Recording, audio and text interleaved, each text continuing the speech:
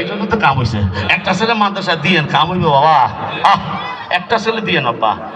5 জনের ভিতরে 4 জনে ডাক্তার, ইঞ্জিনিয়ার, এরপরে উকিল, জজ, ব্যারিস্টার বানান। প্রত্যেকটা কাজে কাজে লাগবে, আমার দরকার আছে জানার কথা কোন ঠিক কিনা। কিন্তু একটা ছেলে হইল একটু মাদ্রাসা লাইনে ঢুকাই না আব্বা। আব্বা, কারণ আল্লাহ রাসূল বলেছে কুন আলেমান আও মুতাআল্লিমান আও সাহেবান আও মুহিব্বান। সূরা কোন মারহাবা। তুমি আগে আলেম হও, দাম আছে না নাই?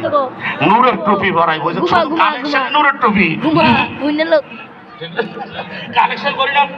হ্যাঁ, দান করিবার মাতা পিতা সুখে রাখবেন কবরে, নূরের টুপি পরাইব হাসরে। কথা কোন ঠিক নেই? দিছে কত? কত? 5 টাকা টেয়া দিছে। 5 টাকা নূরের টুপি পরাইতেছে। আমি সামনে কথা কোন ঠিক না বেটি? একটা ছেলে মাদ্রাসায় দিয়েন যদি জ্ঞানী হন, কারণ শিক্ষিত সমাজ আপনারা, শহরের মানুষ। কথা কোন ঠিক না বেটি?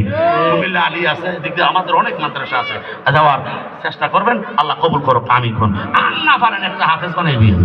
কথা কোন ঠিক কিনা?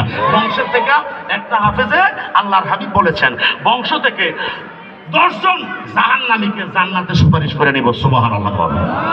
আর যদি হাফেজ হওয়ার পরে এলেম অর্জন করে আলেম হইতে পারে, আলেম অনুযায়ী আমল করতে পারে, ওই আলেম নয় বংশ থেকে 40 জন লইয়া জান্নাতে ঢুকে যাব।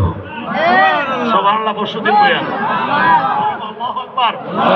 বলতেছিলাম কোন আলেমান? নবী বলছে আলেম হও, নূরের টুপি পরাইবে মা বাবারে। সুবহানাল্লাহ। যদি না হইতে পারো আও মুহিব্বান, তুমি আগে আলেম হও, যদি না পারো একটা সন্তান আলেম বানাও। সুবহানাল্লাহ। আরো জোরে বলো না সুবহানাল্লাহ। এরপরে যদি হেডো না পারো আও মুহিব্বান, তুমি একজন ভালোবাসা দাও একজন আলেমের। সাহেবান, 3 নম্বর হইল সাহেবান, তুমি তার সাথী হও।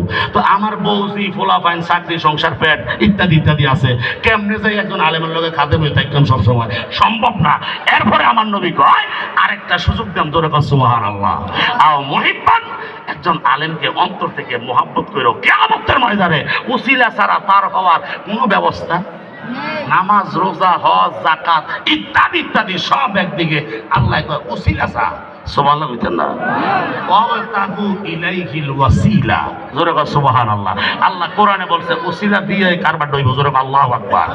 একজন আলেম বানাবেন না বা কথা বলেন, একটা আলেম বানাবেন, একটা ছাত্র দিবেন মাদ্রাসায়, আশেপাশে মাদ্রাসা থাকলে দিবেন, আর নয়তো কুমিল্লা আলিয়া দিবেন। আল্লাহু আকবার।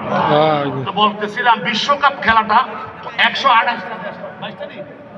122টা দেশে মিল্লা এই বাংলাদেশের মতো বড় বড় দেশ আছে না, এটা তো কারো ছোট পৃথিবীর মানচিত্রে না দেখা যায় না।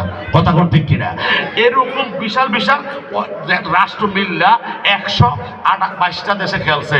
এটারে কয় বিশ্বকাপ ফুটবল খেলা। আচ্ছা, এই দেশটি কি আসমানের উপরে না আসমানের নিচে? আসমানের উপরে না নিচে? নিচে। আচ্ছা, এই দেশগুলোর উপরে নিচে নামাইলেছেন। আচ্ছা, এবার বলেন তো এই দেশগুলা কি জমিনের নিচে না জমিনের উপরে?